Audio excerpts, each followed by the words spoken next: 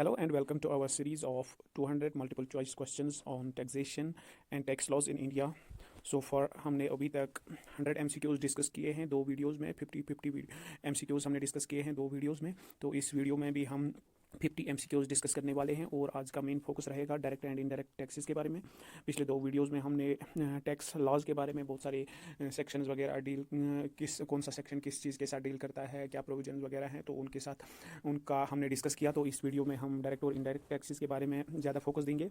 तो दोस्तों चलिए शुरू करते हैं। और बताना चाहूँगा आपको कि अगर आपको कभी लगे कि मैं जल्दी जल्दी बोल रहा हूँ तो आप वीडियो के कॉर्नर पे क्लिक करके 3 डॉट्स वहाँ पे आपको मिलेंगे, वहाँ पे क्लिक करके नीचे आपको प्लेबैक स्पीड का ऑप्शन मिल जाएगा। प्लेबैक स्पीड पे क्लिक करके आप 0.75 या 0.5 स्पीड रख के वीडियो देख सकते हैं, सुन सकते हैं। अगर आपको आवाज़ से कोई परेशानी होती है तो आप स्लो स्पीड में भी सुन सकते हैं। और बताना चाहूँगा कि अगर आप नोट डाउन करना चाहते हैं, कहीं पे क्लियरिटी नहीं आ जाती है, तो वहीं पे आप 3 डॉट्स पे क्लिक करके वीडियो क्वालिटी आप थोड़ी देर के लिए इंप्रूव भी कर सकते हैं। और साथ में बताना चाहूँगा कि वीडियो का जो PDF है वो लिंक के वीडियो के डिस्क्रिप्शन में मैं डालूंगा इन द PDF फॉर्मेट। तो PDF आप डाउनलोड कर सकते हैं डिस्क्रिप्शन बॉक्स से, वहाँ पर लिंक दी हुई है। तो चलिए शुरू करते हैं। यहाँ पे हमारा पहला क्वेश्चन है, income tax is most important source of revenue in India. Income tax is most important source, जो गवर्नमेंट का रेवेन्यू है, गवर्नमेंट का जो बजट है, उसमें जो गवर्नमेंट का जो रेवेन्यू है, गवर्नमेंट के पास जो आमदनी होती है, तो उसकी क्या उसका खास मतलब सोर्स क्या है, वो है इनकम टैक्स। तो इनकम टैक्स क्या चीज़ है? It is direct and proportional, indirect and proportional, direct and progressive, indirect and progressive. अगर आपने वीडियो टैक्सेशन के बारे में मेरा देखा होगा तो उसमें बताया है मैंने कि डायरेक्ट और इनडायरेक्ट टैक्सेस क्या होते हैं, प्रोपोर्शनल और या प्रोग्रेसिव टैक्सेस या रिग्रेसिव टैक्सेस क्या होते हैं। तो इसका जो आंसर है यहाँ पे क्वेश्चन नंबर फर्स्ट का सी है, डायरेक्ट एंड प्रोग्रेसिव। यानी ये डायरेक्टली लागू हो जाता है उसी बंदे पे, जिस बंदे पे लागू हो जाए उसी को देना पड़ता है। इसका बर्डन डायरेक्टली एक उसी पे आ जाता है जिस पे लागू हो जाता है डायरेक्ट टैक्स, इनकम टैक्स वाला। डायरेक्ट टैक्सेस की प्रॉपर्टी यही है, उसी बंदे पे लागू हो जाते हैं जिसको भरना पड़ता है। और प्रोग्रेसिव का मतलब होता है जितनी आपकी इनकम ज़्यादा हो जाती है, जितना आप ज़्यादा कमाते हैं, उतना ज़्यादा आप पे टैक्स बढ़ जाता है। फॉर एग्जांपल 2.5 लाख तक कोई टैक्स नहीं, 5 लाख तक 5% टैक्स, फिर 10 लाख तक 20% टैक्स देना पड़ता है। इसी तरह से 10 लाख से ज़्यादा अगर आपकी है तो 30% टैक्स देना पड़ता है। क्वेश्चन नंबर 2 यहाँ पे है, क्या बता रहा है, which of the following taxes cess is levied by states in India. तो यहाँ पे कौन सा cess following cess is levied by states in India, कौन सा सेस या टैक्स ले करती है डिफरेंट स्टेट्स जो होती है, कौन सा tax? Tax on motor vehicles, tax on hotels, educational cess, tax on wealth. तो इनमें से क्या चीज़ स्टेट्स के हाथ में है? उनमें उन स्टेट्स के हाथ में है tax on motor vehicle registration वगैरह का टैक्स जो होता है वो स्टेट को जाता है। बाकी जो एजुकेशनल सेस है वो सेंट्रल गवर्नमेंट लेवी करती है, सेंट्रल गवर्नमेंट के हाथ में होता है। 4% एजुकेशनल और हेल्थ सेस होता है इंडिया में। यहाँ पे थर्ड क्वेश्चन है, which of the following relationship is indicated by Laffer curve. Laffer curve क्या इंडिकेट करती है? तो हमने ये डिस्कस नहीं किया है, तो इसका मैं बताऊंगा कि इसका जो आंसर है वो है the above a certain tax and increase in tax rate causes reduction in tax revenue.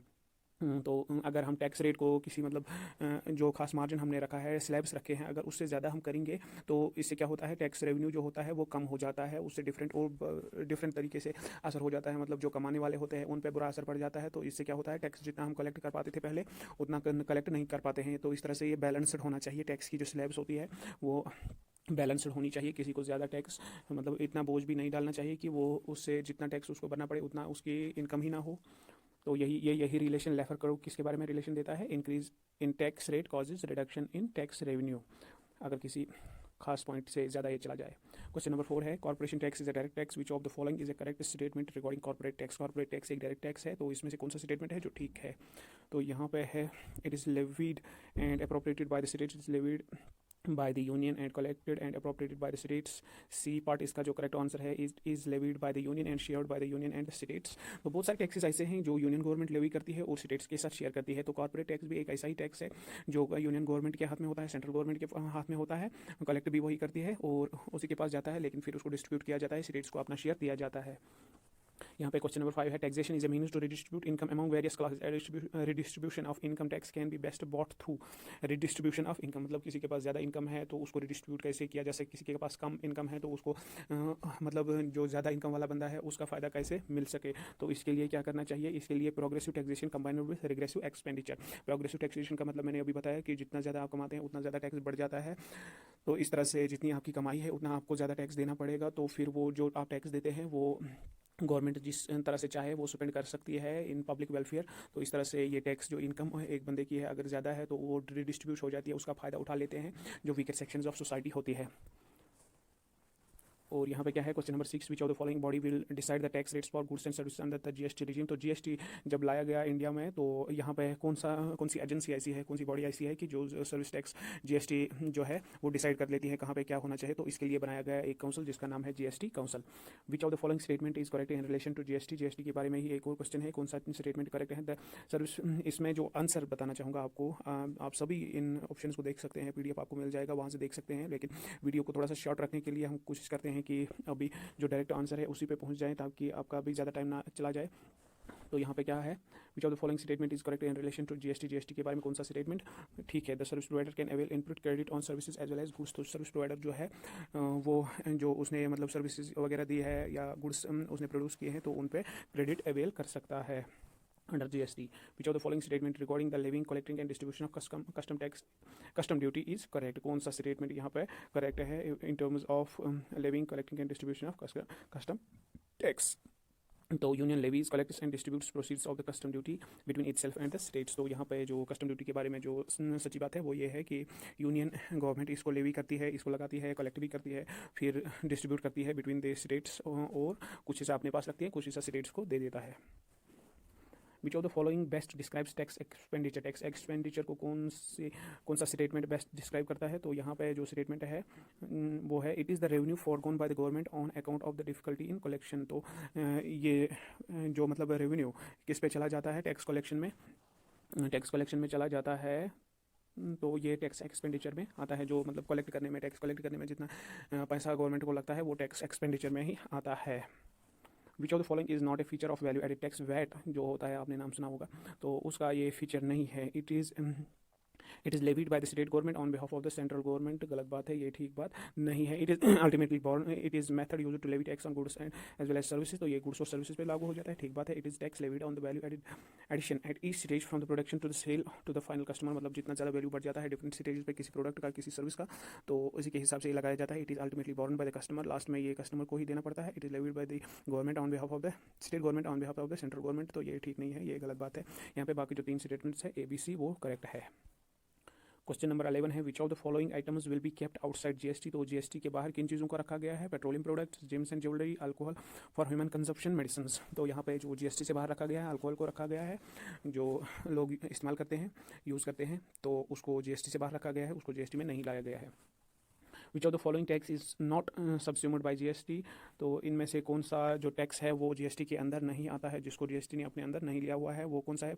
Purchase tax, entry tax, octroi tax, vehicle registration tax. अगर आपने ये ऑक्ट्री नहीं सुना है तो ये एक जगह से दूसरी जगह जब प्रोडक्ट्स जाते हैं, गुड्स जाते हैं, तो उन पर टैक्स जो लगता है, फॉर एग्जाम्पल एक स्टेट से दूसरी जगह से दूसरी स्टेट में चला जाता है तो उसको ऑक्ट्री टैक्स बोलते हैं। तो यहाँ पे जो रजिस्ट्रेशन टैक्स है व्हीकल का, पहले ही मैंने बताया, तो ये स्टेट गवर्नमेंट लेवी करती है, तो ये जीएसटी के अंदर नहीं आता है। क्वेश्चन नंबर 13 हमारे पास है, consider the following statement regarding GST. The responsibility of the for the administration of GST is with respect to state governments while the centre has a role in providing legal framework for GST. तो ये statement ठीक है या गलत है। तो ये statement ठीक नहीं है। तो सेंटर कलेक्ट कर लेती है जीएसटी, इसमें जो ये कहा गया है कि स्टेट्स के सभी रिस्पॉन्सिबिलिटी स्टेट्स को है, ये ठीक नहीं है। दूसरा स्टेटमेंट पढ़ लेते हैं, GST will follow the methodology of value added tax as is applicable in indirect taxation system followed at present. तो जीएसटी कौन सा मेथड फॉलो करेगी, वैल्यू एडेड टैक्स का मेथड। तो ये स्टेटमेंट यहाँ पे सच है, ठीक है। तो इसका जो आंसर आ जाएगा वो यहाँ पे आ जाएगा ऑप्शन बी। तो इसमें दूसरा स्टेटमेंट ठीक है, पहला वाला ठीक नहीं है। क्वेश्चन नंबर 14 है, on which of the following inputs A manufacturer in goods can claim credit under the GST system. एक मैन्युफैक्चरर कब क्लेम कर सकता है, किन चीज़ों पे क्लेम कर सकता है credit under the GST system. तो वो क्लेम कर सकता है purchase of goods for consumption during the production process. जो चीज़ें उसने खरीदी किसके दौरान, प्रोडक्शन प्रोसेस के दौरान, उन पर क्लेम कर सकता है, हाँ ठीक है। Purchase of services for the purpose of the business, जो सर्विसेज उसने ली डिफरेंट कंसल्टेंसी से ले सकता है या किसी और से ले सकता है, तो उस पर भी क्लेम कर सकता है। परचेज ऑफ मशीनरी जो उसको काम में लग जाती है, उस पर भी क्लेम कर सकता है credit. Purchase of goods for personal use, तो पर्सनल यूज़ के लिए नहीं कर सकता। तो इसमें 1 2 3 स्टेटमेंट, 3 ठीक होंगे और लास्ट वाला स्टेटमेंट इसके हिसाब से करेक्ट नहीं होगा। Consider the following tax. तो यहाँ पे दिए गए हैं taxes, corporate tax, custom tax, wealth tax, excise duty. Which of the following is indirect tax. इसमें से इनडायरेक्ट टैक्स कौन सा है। इनडायरेक्ट टैक्स इसमें है कॉर्पोरेशन टैक्स डायरेक्ट लग जाता है, वेल्थ टैक्स डायरेक्ट लग जाता है। इसमें कस्टम ड्यूटी और एक्साइज ड्यूटी ऐसे टैक्सेस हैं जो कस्टमर को भरने पड़ते हैं, तो ये इनडायरेक्ट टैक्सेस है। तो इसका स्टेटमेंट हो जाएगा बी। 2 and 4 और 2 and 4 are indirect taxes. Consider the following important sources of tax. Government के पास टैक्स के डिफरेंट सोर्सेज होते हैं, ये जो सोर्सेज हैं ये गवर्नमेंट के डिफरेंट सोर्सेज हैं। तो इनमें से देखना है कि सबसे ज़्यादा रेवेन्यू गवर्नमेंट को कहाँ से आया, तो सबसे ज़्यादा रेवेन्यू गवर्नमेंट को आया है कॉर्पोरेशन टैक्स से, फिर आया है taxes on number 2 taxes on income other than corporation tax, फिर आया है यूनियन एक्साइज ड्यूटी, और लास्ट में सबसे कम इनमें से आया है कस्टम्स से आया है। तो इसका स्टेटमेंट आंसर हो जाएगा ए 1243, इसी के हिसाब से रेवेन्यू आया है। डिक्रीजिंग ऑर्डर इसका है।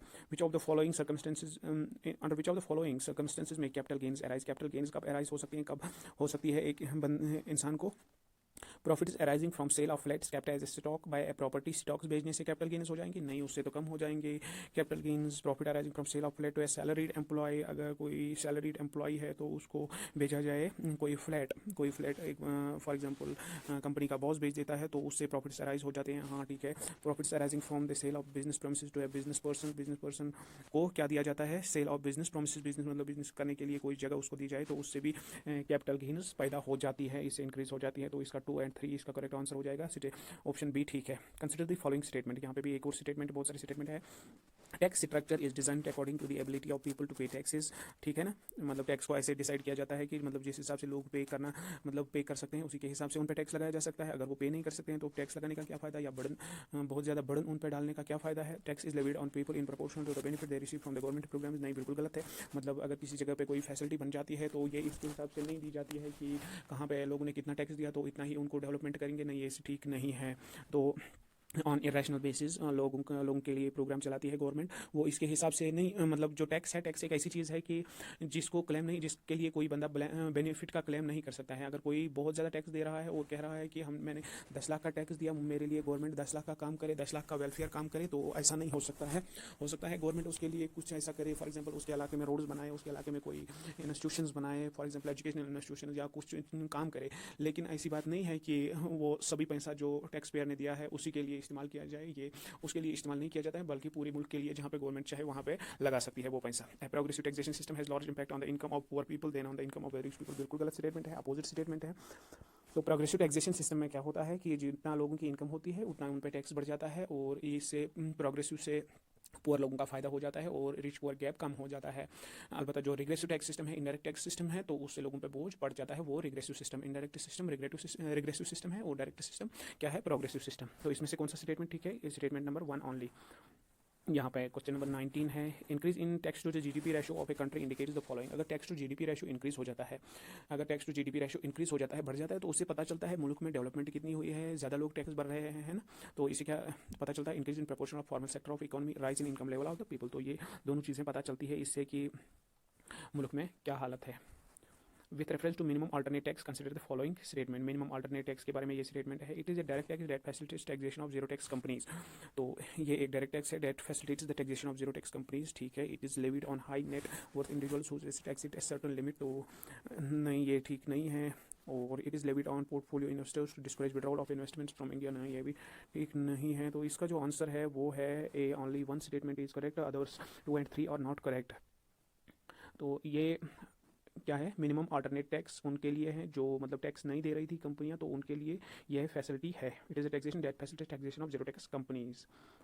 तो यहाँ पे एक और स्टेटमेंट है, question number 21, which of the following tax is levied at every stage of production. Every stage of production पे कौन सा टैक्स लागू किया जाता है। वैट, जो आपने अभी सुना कि वैट जो है वैल्यू एडेड टैक्स है, जितना मतलब आगे आगे एक प्रोडक्ट जाता है उसका वैल्यू बढ़ जाता है और उस पर इसी तरह से टैक्स भी इंक्रीज होता जा रहा है। फॉर एग्जाम्पल फर्स्ट स्टेज में उस पर कम टैक्स होगा, सेकंड स्टेज में उस पर ज़्यादा होगा, फिर जब फाइनली वो मार्केट में पहुंच जाएगा तो उस पर सबसे ज़्यादा टैक्स हो जाएगा, है ना। तो वैल्यू एडेड टैक्स ऐसा है जो एवरी स्टेज पे इंक्रीज हो जाता है प्रोडक्शन के। Which of the following is indirect tax, इनमें से कौन सा इनडायरेक्ट टैक्स है। Income tax, wealth tax, corporation tax, sales tax. तो यहाँ पे जो इनडायरेक्ट टैक्स है वो है सेल्स टैक्स। सेल्स टैक्स एक ऐसा टैक्स है जो एक इनडायरेक्ट टैक्स है। Income tax, wealth tax and corporation tax are all direct taxes and levied by the central government. Sales tax, excise duty and custom duty are indirect taxes. ये duty का जो मसला है ये सब इनडायरेक्ट है। यहाँ पे 23rd है, which of the following tax will be abolished by the goods and services taxes. ये एक्चुअली एबॉलिश हो ही गया है। तो क्या एबॉलिश किया गया है, with the help of GST. GST के अंदर क्या है, property tax, corporation tax, VAT, तो इसमें वैट ने अपने अंदर ले लिया है। जीएसटी के अंदर क्या आ जाता है, वैट भी जीएसटी के अंदर अब आ जाता है। जीएसटी ने बहुत सारे टैक्सेस को अपने अंदर ले लिया है, सभी टैक्सेस अब जीएसटी के, बहुत सारे टैक्सेस अब जो इनडायरेक्ट टैक्सेस थे वो जीएसटी के अंदर आ जाते हैं। Goods and services will only eliminate indirect taxes such as sales tax will only eliminate indirect sales tax, excise duty and custom duty. There will be no impact on direct taxes. तो direct taxes के बारे में GST नहीं है, ये indirect taxes को collect करने के लिए या एक साथ रखने के लिए ये जीएसटी है। If Tata company imports a product from abroad then the tax that will be levied on it is, तो अगर कोई टाटा कंपनी या कोई भी कंपनी बाहर से कोई प्रोडक्ट ले आती है, बाहर से कोई प्रोडक्ट खरीद लेती है दूसरे मुल्क से, तो उस पर जो टैक्स लगेगा वो क्या होता है, उसको बोलते हैं कस्टम ड्यूटी। कस्टम ड्यूटी बाहर से आने वाले इम्पोर्ट्स पे लग जाती है। 25th है, which of the following tax is imposed bye the central government impose by but the state government collects it. कौन सा टैक्स ऐसा है कि जो सेंट्रल गवर्नमेंट इम्पोज करती है लेकिन स्टेट गवर्नमेंट कलेक्ट कर लेती है? तो यहाँ पे क्या है, द स्टैम्प ड्यूटी एक ऐसा टैक्स है, right to impose stamp duty lies with the central government but the state government has a right to collect it. State government collect कर लेती है। What is tax haven? Tax haven क्या चीज़ है? Country which gives tax exemptions to the foreign citizens that there will be no tax on investing the money in their country। एक ऐसा मुल्क जिसमें लोगों को ये हक दिया जाए, लोगों को ये छूट दी जाए कि वो उसी मुल्क में इन्वेस्ट करें और टैक्स उन पर नहीं लागू किया जाएगा टैक्स बचाने के लिए अगर वो किसी दूसरे मुल्क से बिलोंग करते हैं। Subsidy given by the government in taxes, नहीं गलत बात है। Tax evasion in the domestic country, tax evasion के बारे में बताना चाहूँगा कि टैक्स इवेजन एक ऐसी चीज़ है जो लीगली लोग करते हैं। कोई मतलब लूप होल ढूंढते हैं कि कानून में कोई कमी है तो उसका फ़ायदा उठाने के लिए लोग ये चीज़ें करते हैं और टैक्स बचा लेते हैं। To impose equal taxes on the domestic producers and foreign producers, नहीं ये भी ठीक नहीं है। तो टैक्स हेवन का मतलब हो गया एक ऐसी कंट्री जो लोगों को टैक्स से राहत देती है, टैक्स उन पर बहुत कम या नहीं लगाती है ताकि वो टैक्स बचाएं, ताकि उनके पास जो पैसा है वो पूरा इन्वेस्ट करें उन्हीं के मुल्क में। इन्वेस्टर्स को अट्रैक्ट करने के लिए कुछ मुल्क ऐसा करते हैं, उनको बोलते हैं tax havens.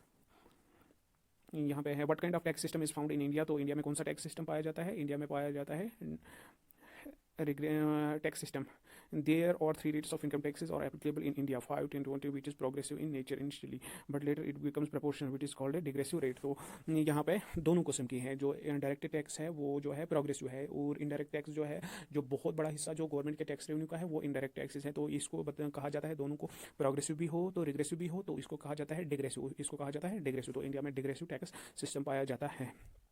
Which of the following statement is wrong? Indian government receives highest income from corporation tax. According to budget 2017-18, the government spends 19% of its total income as interest payment. Economy of Maharashtra is largest among all states. According to budget 2021, those people are earning 5 lakh per annum have to pay income tax at the rate of 10% per annum।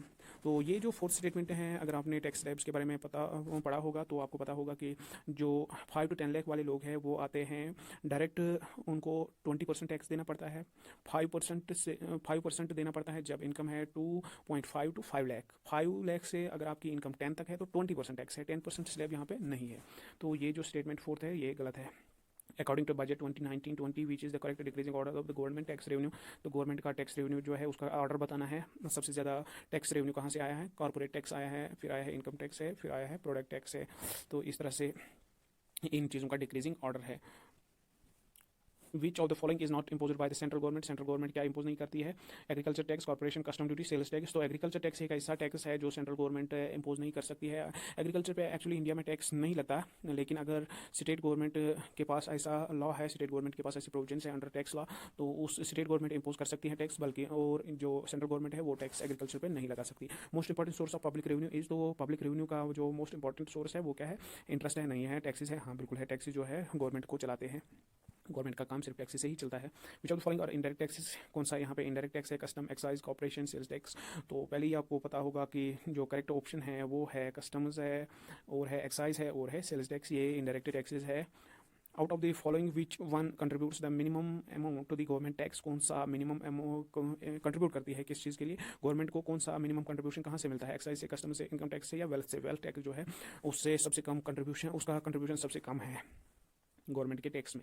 Which of the following is the major source of the government revenue, government revenue का major source क्या है? Indirect tax, direct taxes, interest, dividend and profits. तो इसका answer है indirect taxes. दोस्तों जो indirect taxes है सबसे ज़्यादा रेवेन्यू गवर्नमेंट को मिलता है इनडायरेक्ट टैक्सेस से, क्योंकि प्रोडक्ट्स या सर्विसेज इतनी ज़्यादा है कि कुछ मत पूछो। तो जो भी सर्विसेज आप ले रहे हैं उन पर टैक्स लगाती है गवर्नमेंट। तो इस तरह से जो ये इनडायरेक्ट टैक्स हो गया है उसका जो रेवेन्यू बनता है वो सबसे ज़्यादा होता है। और टैक्स डायरेक्ट टैक्सेस जो होते हैं वो सभी लोगों पे इम्पोज नहीं किया जा सकते हैं ना। तो ये जो इनडायरेक्ट टैक्सेस है एक छोटे कस्टमर तक, एक मतलब 2 रुपये की माचिस, 1 रुपये की माचिस लेने वाला, 1 रुपये का चीज़ लेने वाले को भी देना पड़ता है और सबसे ज़्यादा खरीदारी करने वाले बंदे को भी देना पड़ता है। तो इस तरह से सब लोगों को ये इनडायरेक्ट टैक्स देना पड़ता है, तो इसी से ज़्यादा रेवेन्यू आ जाता है गवर्नमेंट के पास। Which of the following tax is not shared by the central government with the states? कौन सा टैक्स ऐसा है जो सेंट्रल गवर्नमेंट स्टेट्स के साथ शेयर नहीं करती है? वो है कस्टम ड्यूटी। कस्टम ड्यूटी जो गुड्स पे लगाती है, इंपोर्ट ड्यूटी। फॉर एग्जांपल जो फॉरेन से गुड्स आते हैं फॉरेन कंट्रीज से, तो उन पे कस्टम ड्यूटी लग जाती है, तो स्टेट्स के साथ शेयर नहीं करती। विच of the following is not a central government tax? कौन सा टैक्स ऐसा है जो सेंट्रल गवर्नमेंट टैक्स नहीं है? वो है लैंड रेवेन्यू। तो लैंड रेवेन्यू का जो टैक्स है वो स्टेट गवर्नमेंट के पास रहता है, उसमें सेंट्रल गवर्नमेंट के पास नहीं रहता है। Which of the following is a direct tax? Direct tax कौन सा है यहाँ पे? Entertainment tax, state duty, sale excise duty, sales tax. तो यहाँ पे एंटरटेनमेंट स्टेट्स ड्यूटी ऐसा है जो कि एक डायरेक्ट टैक्स है। ये जो एंटरटेनमेंट टैक्स है, बताना चाहूँगा कि ये एक्चुअली लगाती है गवर्नमेंट, फॉर एग्जांपल किसी सिनेमा हॉल पे लगा लेती है, लेकिन सिनेमा हॉल आपके टिकट पे लिख लेता है कि आपका जो टैक्स है वो जीएसटी है, इतना हो गया। एंटरटेनमेंट टैक्स आपका जो टिकट है उस पर लिखा होता है एंटरटेनमेंट टैक्स आपने कितना देना है। तो इस तरह से ये इनडायरेक्ट टैक्स हो गया। Educational cess is levied in case of individual, Hindu undivided family, company, all एसएससीज। तो एजुकेशनल सेस सभी पे लग जाता है, अगर इनकम किसी लेवल से एक्सीड कर जाए तो उस पर एजुकेशनल सेस लग ही जाता है। और इंडिया में जो एजुकेशनल सेस है वो 4% है, educational and health cess. Under the income tax act 1961 depreciation on machinery is charged on income tax act 1961। तो डिप्रिसिएशन अगर मशीनरी को हो जाए तो वो कहाँ पे चार्ज किया जाता है? It is written down value of the machinery. जो मशीनरी का रिटन डाउन वैल्यू होता है उसी पे चार्ज किया जाता है। SSC is having stock existing in the business, valuation of stock will be at. SSC is having stock existing in the business, valuation of the stock will be, मतलब जो उसके पास स्टॉक है तो उसको कहाँ पे वैल्यू किया जा सकता है? उसको कॉस्ट और market price, which ever is less, मतलब जो उसका कीमत है स्टॉक का जो कीमत है या मार्केट वैल्यू जो उस स्टॉक का है, अगर दोनों में से देखा जाएगा कि कम कौन सा है, तो उसी के हिसाब से उसको वैल्यू दिया जाता है। Income from property under trust for charitable religious purposes is. तो रिलीजन जो इंस्टीट्यूशंस है या चैरिटेबल ट्रस्ट्स है, तो उनके बारे में जो फंडामेंटल लॉज में लिखा गया है कि उन पर कोई टैक्स नहीं चार्ज किया जाएगा, they are exempted from tax. तो इसका ऑप्शन आ जाएगा option number A. In a developing economy there is the case for, मतलब most of the developing economy जो होती है उनमें क्या किया जाता है? प्रोग्रेसिव टैक्सेशन सिस्टम लगाया जाता है। जितना आप कमाते हैं उतना ज़्यादा टैक्स आप पे लग जाता है। डायरेक्ट टैक्सेशन सिस्टम के डायरेक्ट टैक्स की हम बात कर रहे हैं। इनडायरेक्ट टैक्स तो सबको पता है रिग्रेसिव होता है। तो फिर है 43rd, a tax that takes away a higher proportion of one's income as the income rises is termed as. जब इनकम राइज हो जाती है तो टैक्स भी बढ़ जाता है, तो उसको क्या बोलते हैं? उसको बोलते हैं प्रोपोर्शनल टैक्स या प्रोग्रेसिव टैक्स भी बोलते हैं। इंडियन इनकम टैक्स इज, तो इंडिया का जो इनकम टैक्स है वो क्या है? It is direct and progressive. Indian income tax is direct and progressive. Tax paid by the tenant is, tax paid by the tenant is, तो इसको क्या किया जाता है? इट इज़ नो एडजस्टमेंट, इसके लिए कोई एडजस्टमेंट नहीं की जाती है। इन इनकम मतलब इनकम के फॉर एग्जांपल कैलकुलेशन में, इनकम की कैलकुलेशन में बताना चाहूँगा कि उसको एडजस्ट नहीं किया जाता है। 46 है, business can be defined as per section. तो बिजनेस को कहाँ किस सेक्शन में डिफाइन किया गया है? सेक्शन 213, सेक्शन इसका आ जाएगा ऑप्शन सी, 213 में डिफाइन किया गया है। Educational cess is levied in case of, अच्छा ये पुराना ही क्वेश्चन रिपीट हो गया है, तो ये ऑल एसएससीज पे लागू किया जाता है। Which of the following are included in the business according to the section. तो बिजनेस में क्या क्या इंक्लूड किया जाता है? ट्रेड है, कॉमर्स है, मैन्युफैक्चर है, तो इसमें सब आ जाएंगे बिजनेस में। 49 है, which of the following is not deductible for annual value. तो इसमें क्या? Which of the following is not deductible for annual value? Interest on unpaid interest, interest on loan taken for the repairs, interest on loan taken for the reconstruction, none of the above. तो इसका correct answer हो जाएगा interest on unpaid interest, interest on unpaid interest. ये not deductible है, not deductible, इसको deduct नहीं कर सकते हैं फाइनल इनकम से। जीएसटी स्टैंड्स फॉर, जीएसटी का मतलब क्या हो गया फाइनली ये क्वेश्चन? तो इसका मतलब है गुड्स एंड सर्विसेज टैक्स। तो देख के मतलब कभी कंफ्यूजन हो जाता है बंदे को कि सब ऑप्शन एक जैसे लग रहे हैं, लेकिन ध्यान से देखना होगा यहाँ पे। तो गुड्स एंड सर्विसेज टैक्स यहाँ इसका जीएसटी का मतलब हो गया। तो दोस्तों ये थे आज के 50 MCQs on taxation and tax laws. आज हमने मोस्टली डायरेक्ट और इनडायरेक्ट टैक्स के बारे में बात की। तो नेक्स्ट वीडियोस में नेक्स्ट 50 MCQs हम लाएंगे, तो उनको डिस्कस करेंगे आपके साथ। तो अभी तक हमने 150 MCQs डिस्कस किए हैं। पिछले 2 वीडियो अगर आपने नहीं देखे हैं तो उनको देख लीजिएगा। उम्मीद है कि आपको वीडियो पसंद आएगा। Thank you for watching.